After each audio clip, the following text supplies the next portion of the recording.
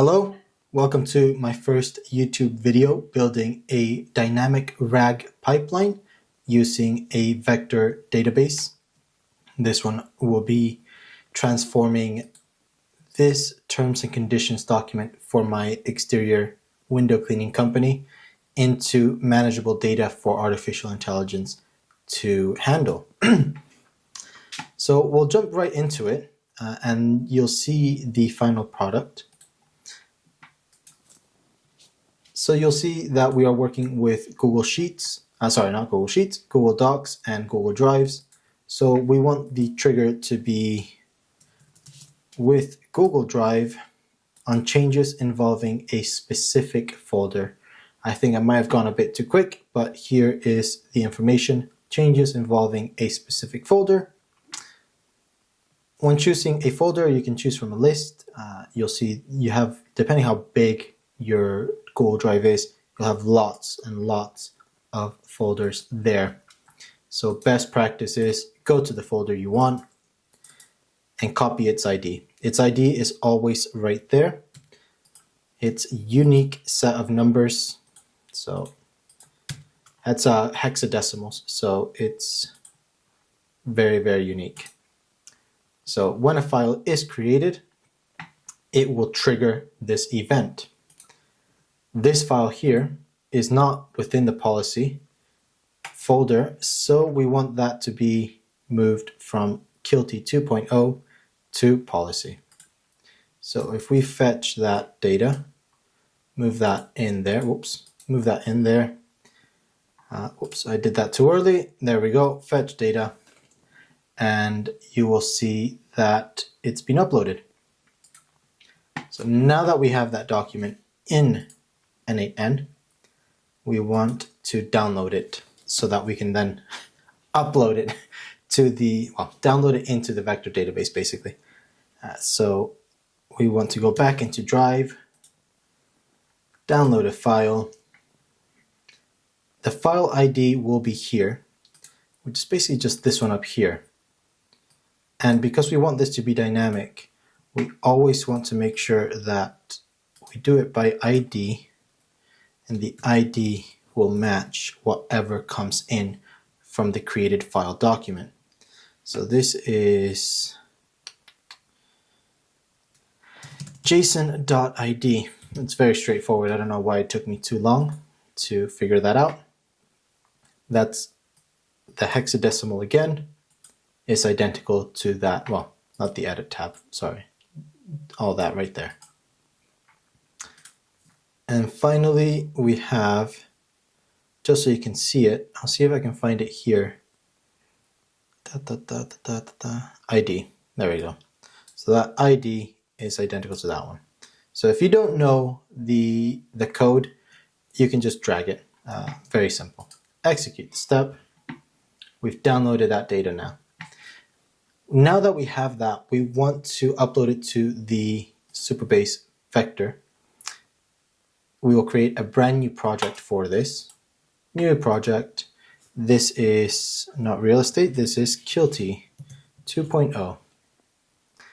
And the password should be quite strong. I will use for another one that I have, RoboForm. I'll just copy that one, copy password. There we go. That should be fine for now. It's just a demo more than anything. Now we've got the project. We want the API keys. So API documents, API settings. Very good.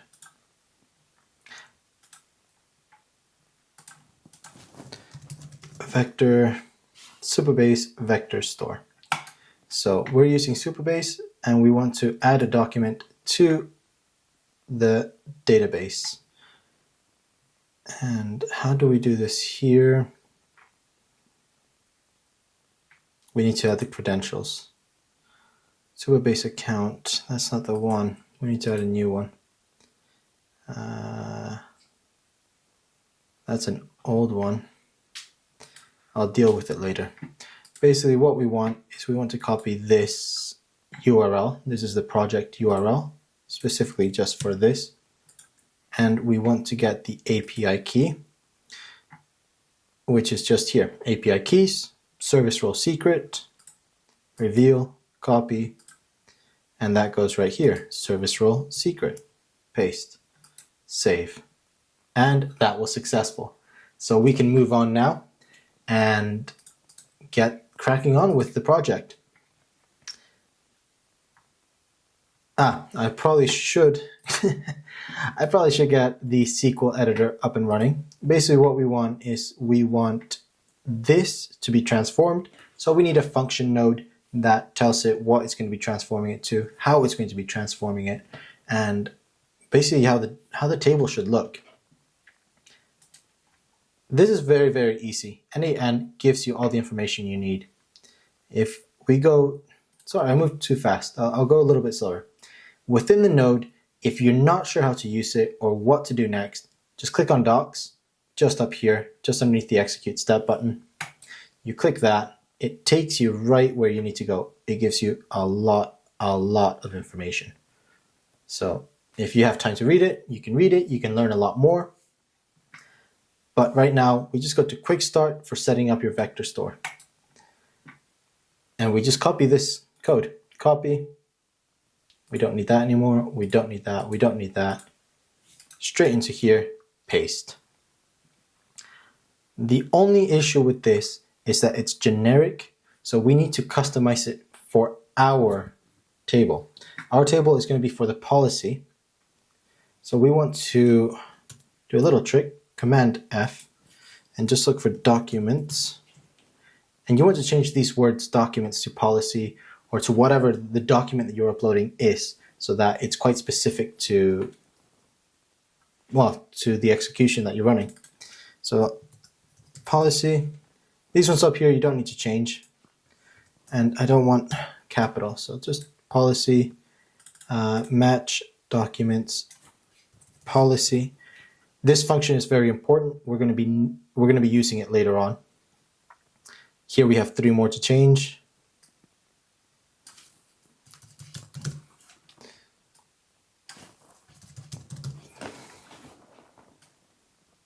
And policy. All right, that should have done the trick. So if we go to table, you'll see that we don't have any tables or anything in here. If we go to the SQL editor and we run this now, it was successful, but there's no rows returned because there's no data in the table. There it is, policy. We have the ID, we have the content, we have the metadata, and we have the embedding. Perfect. So all we have to do, go back here and choose the table that we want to upload this information into.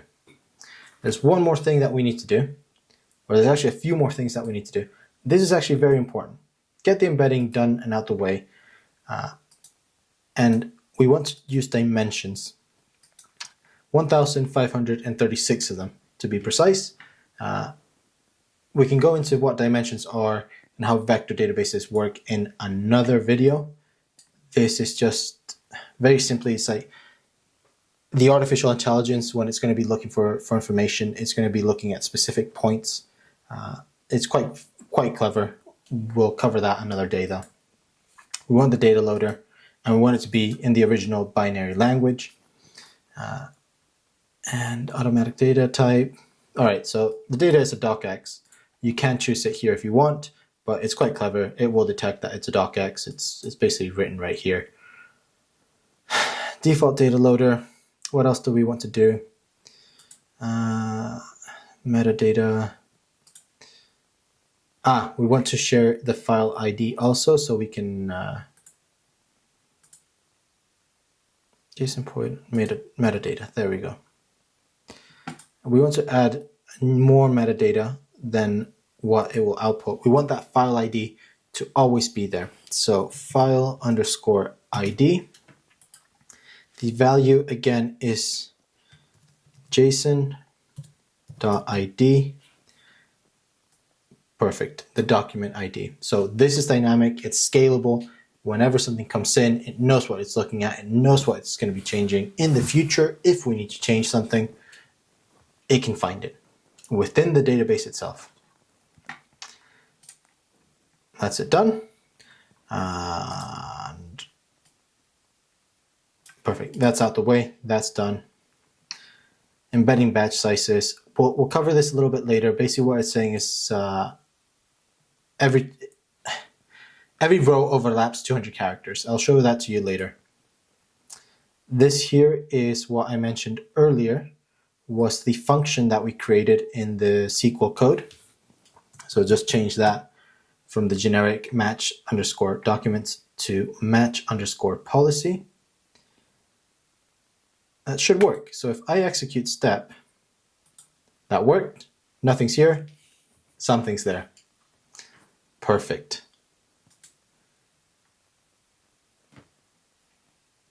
And amazing. That's the first part done. I will now work on creating a test chat module here. We're going to be creating the chat model now. So it's just going to be internal chat trigger, and it's going to be an AI agent, and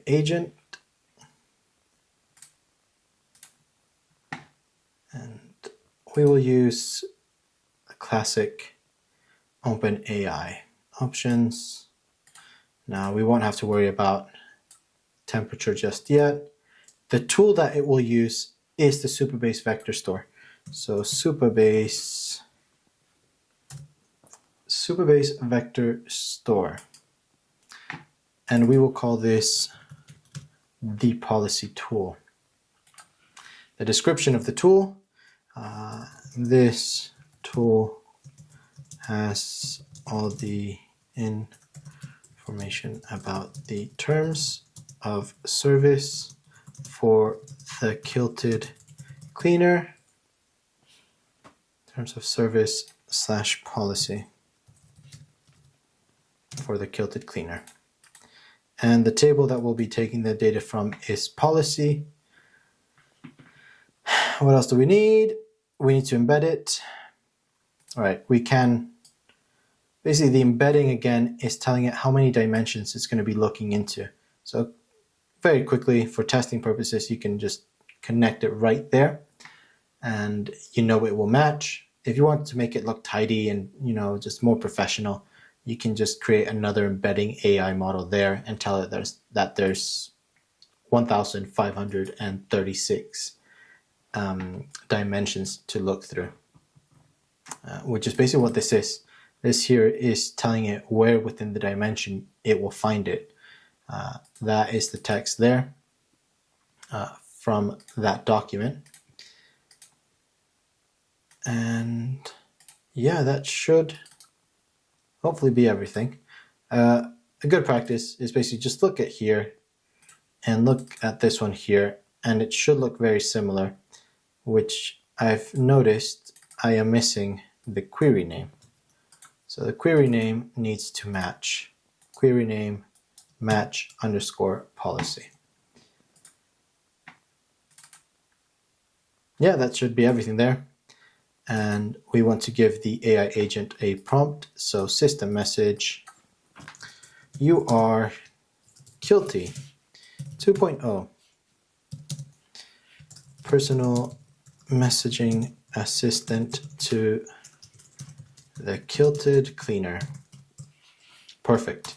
The kilted cleaner, that's me. Oh, it's my employee now. It's my window cleaning company.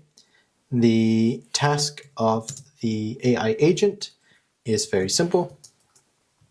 You will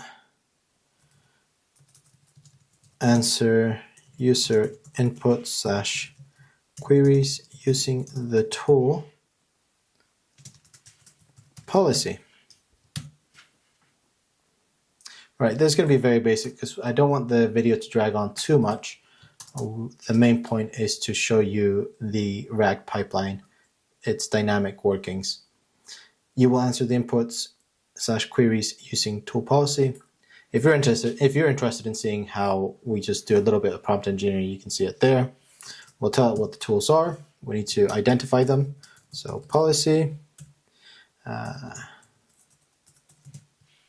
always use this tool. This tool is the terms of service policy for the kilted cleaner. I will put my phone on silent. Family group chats, lots of messages drop by very quickly. Right, so we have the task, we have the tools. Let's give it some context. The task is too short. I'll make it a little bit longer now. Context. All user inputs are queries regarding terms of service for the kilted cleaner. All right, let's make the task a little bit clearer. You'll answer user using the tool policy. Let's give it some more instructions. Your answers should be professional. If I could write, that would be amazing. Your answer should be professional, short, and what's another characteristic that I like to present? And fun. Your tone should be professional, short, professional, fun. What in the world? I do not like this box. Let's make it bigger. There we go. Your tone should be professional and fun. Answer should be short. Should be short and to the point. All right, we'll test this out. We'll then be able to actually see kind of how it works. Everything is there. So I think we can just clear that execution. All right. Hello. Perfect. So one of the most common questions we get asked for my business is, how do you clean Windows? Right, so now it's going to look at the policy, so the terms and conditions. We clean Windows using the pure water system for effective dirt removal. First cleans and new properties are charged double for extra time. Right, so just looking at it, it's just far too long. We don't need such a long answer. So we can go back into the agent. We'll take that answer and we'll use it to train the AI model. Tools. We can probably put examples here.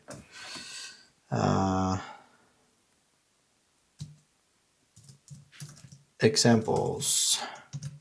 Good and bad replies. All right, so user, how do you clean Windows? Good reply. Bad reply. Right, so the bad reply is way too long. It's just way too long, that bad reply. The question is, how do you clean Windows? They don't care about, or they don't need to know about these yet. They can obviously ask it later, but if you give them too much information, it doesn't sound natural. So good reply. Maybe I should put that into the task. Your tone should be professional, fun. Answer should be short and to the point. Natural. And natural. Short, to the point, and natural. We clean the windows. Either way, we'll just put this as a bad example.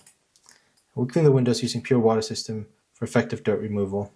That is the correct answer. That's all they need to know. And we can also add just a little bit extra there for effective dirt removal.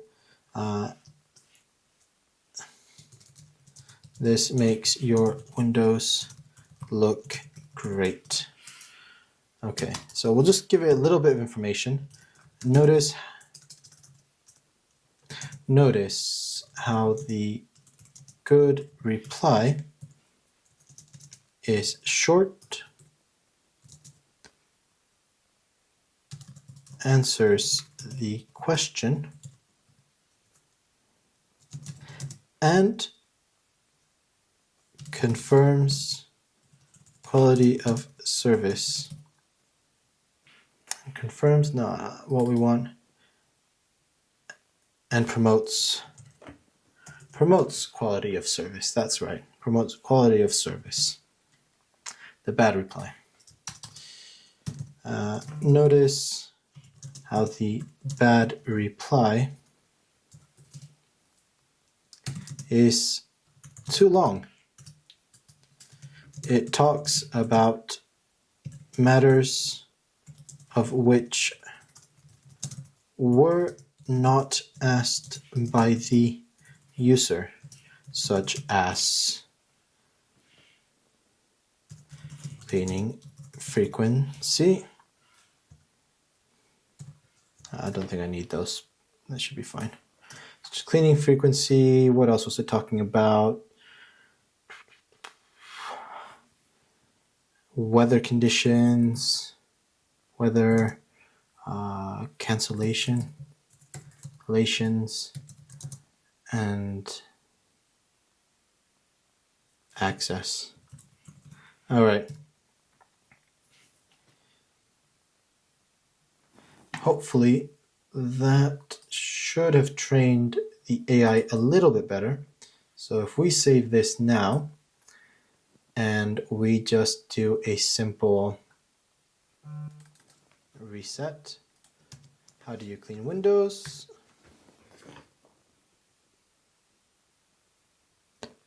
Still a little bit long. I'm not sure why this won't remove builder's residue, stickers rust, or chemical damages. Regular cleans happen every 4 or 8 weeks with some scheduling frequency.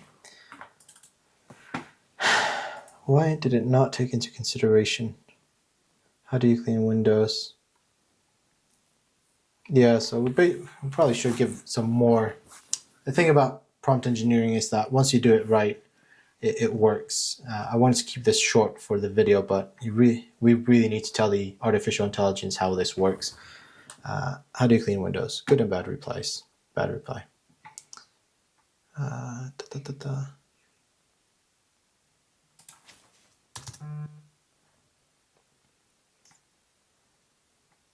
What else do we know? Your answer. Policy, your tone should be professional and fun. Answer should be short, to the point, and natural. Do not give more information than what was requested by the customer.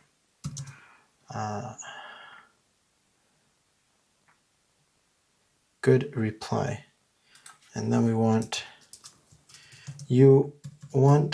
to always give a good reply.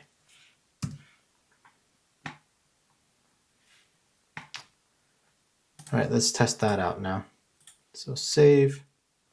Let's see, just a few changes to the words that you put into the prompt can change the way that it replies.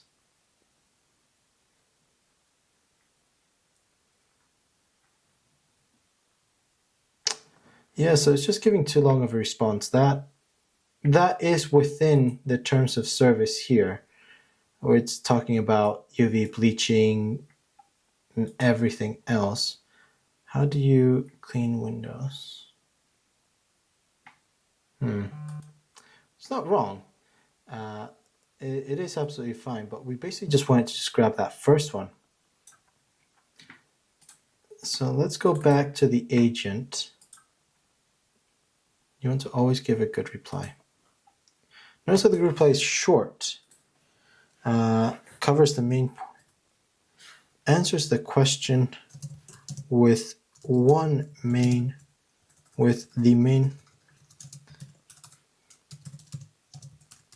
point, and promotes quality of service. You always want to give a good reply. Professional. You will answer user input queries using the tool policy. Your tone should be professional and fun. Answers should be short, to the point, and natural. Do not give more information by the customer. Notice how the good reply is short, answers the main question. Oh no, I've already got that covered. It's quite late, so I should hopefully finish filming soon and finish the third part tomorrow morning. But I just want that answer to be short. I want that short answer.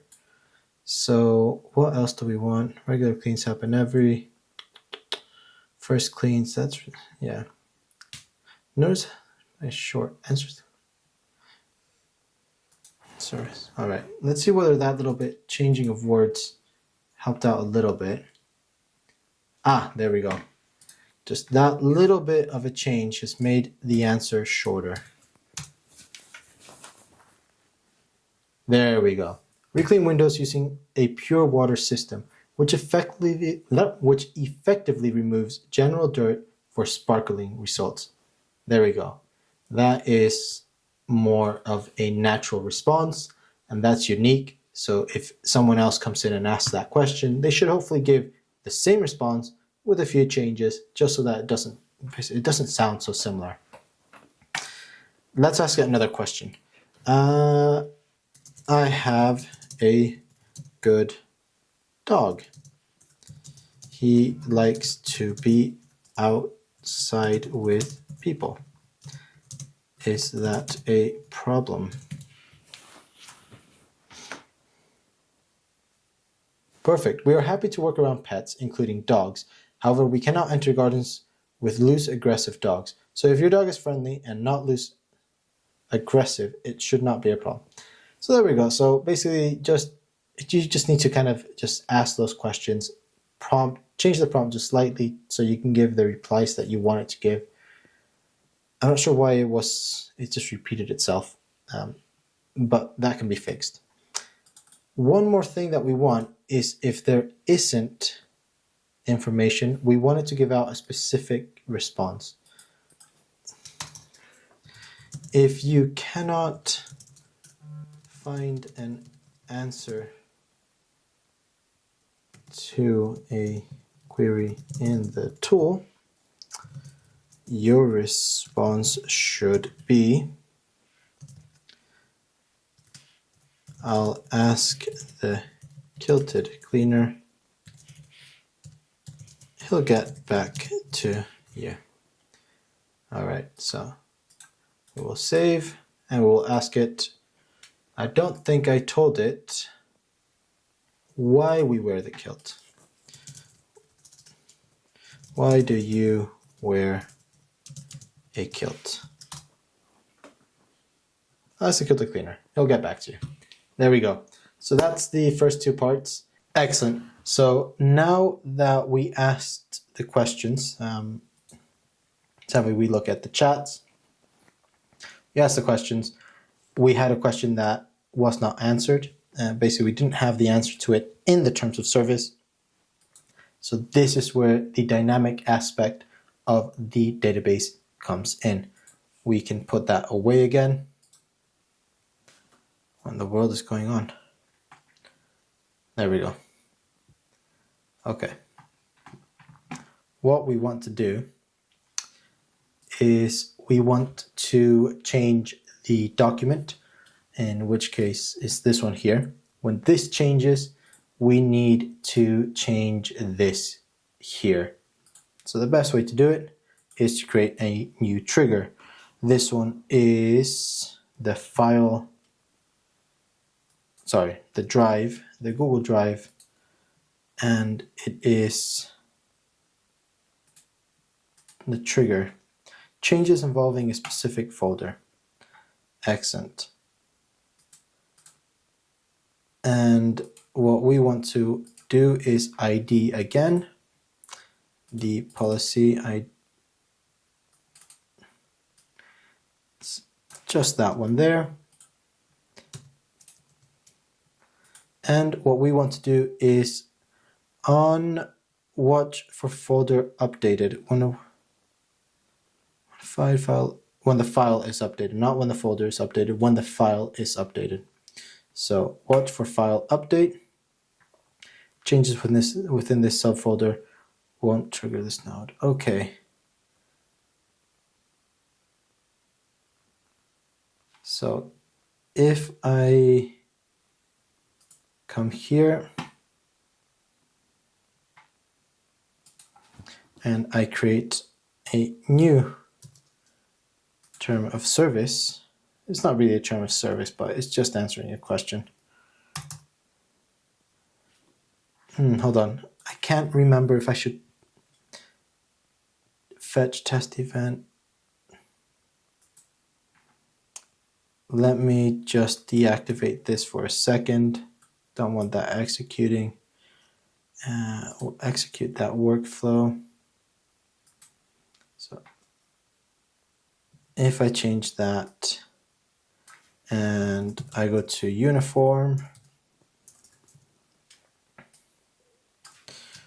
we wear kilts because we love Scotland.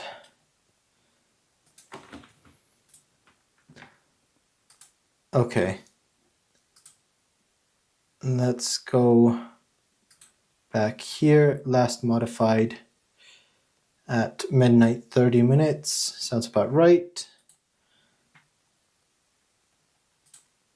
Let's just stop that there for a minute. There we go. So I'm not sure why it keeps on doing that. I need to see. I'll probably save it. Save. Reload.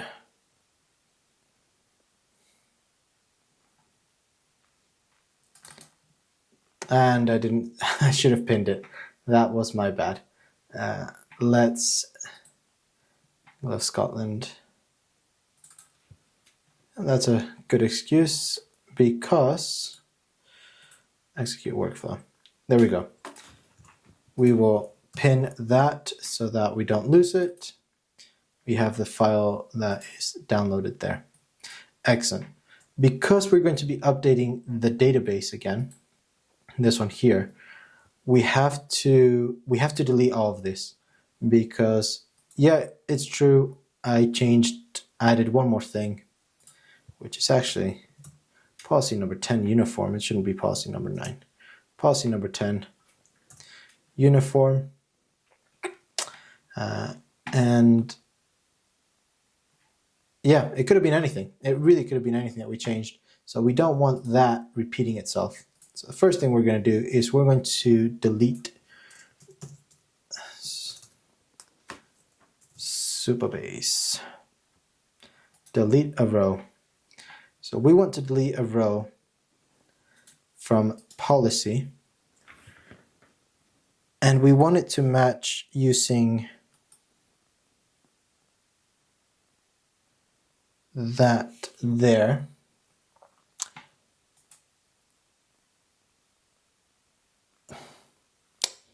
There is a specific code here that we have to use. I think it's metadata dash. Yeah, excellent. So we want to identify it using the metadata. This is where this comes in. We want to use the file ID. So all of these have a file ID unique to this, this file. So we want that to match. And to make it dynamic, we basically have to use the JSON.id again.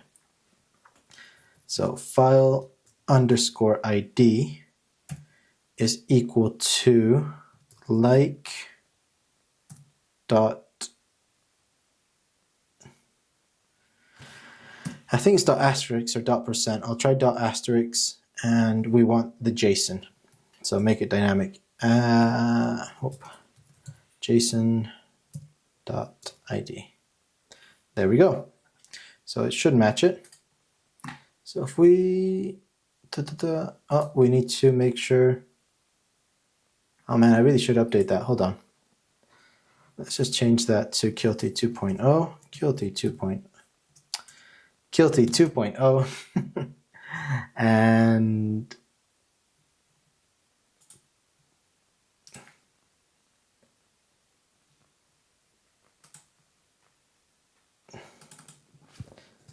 Kilty 2.0.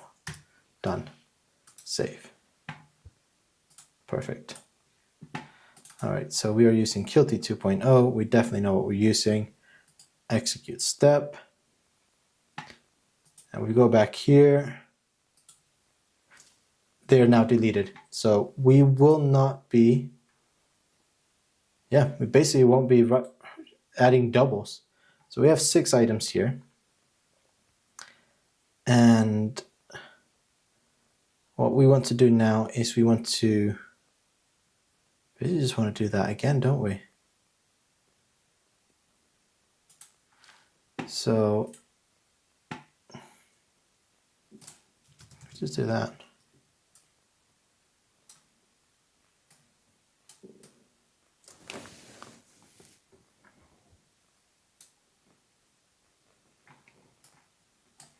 Yeah, we just want that. Just want that again, don't we? Matched underscore policy. It will update. So document.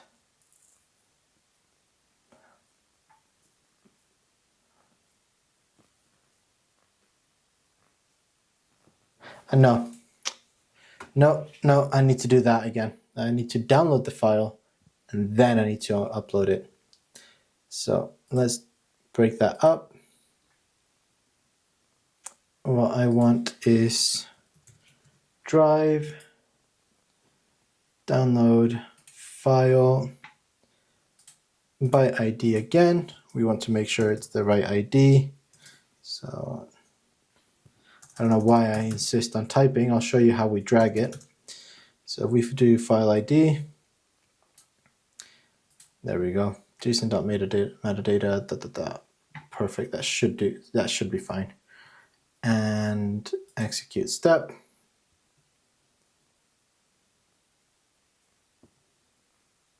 Oof, okay, it's downloaded it 6 times because we have 6 items. So 6 rows were deleted. So 6 actions were sent through. We want to just change it to execute once. We only want 1. We don't want to be uploading too many. There we go. That solved the issue. And if we just connect that there, it should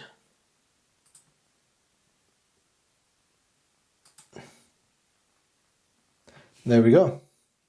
It's now uploaded it. They've got new IDs, 7, 8, 9, 10, 11, 12. The last ones were 1, 2, 3, 4, 5, 6. And we'll go back to Qt and ask it the question.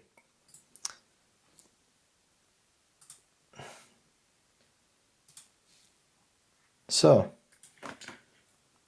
why do you wear kilts?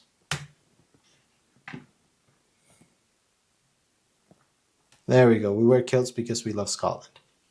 So this dynamic rag is very basic.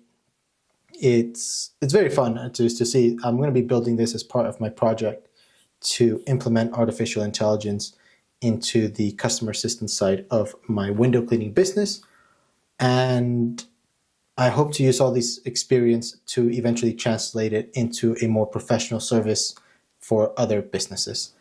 And I'm having a lot of fun doing it. So if you subscribe, you will see other builds.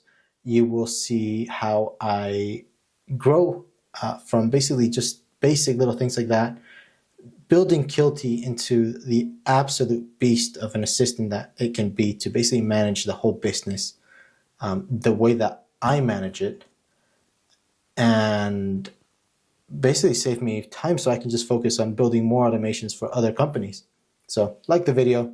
I already told you to subscribe. If you haven't done it, just subscribe again. And I'll catch you in the next video. Thank you very much.